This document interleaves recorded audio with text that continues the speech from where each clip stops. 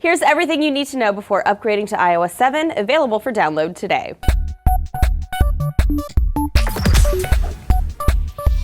iOS 7 drops today for Apple users, so you can go download it now on most iPhones, iPods, or iPads. iOS 7 is the biggest change to its mobile game ever, according to Apple, and there's a number of revamps worth mentioning. You'll see many of your settings in a new control panel accessible in a pull-up menu, enhanced multitasking, a redesigned camera app with filters and automatic categorizing of photos, new Safari, smarter Siri, iTunes Radio, and so much more. Oh, and all the pretty colors.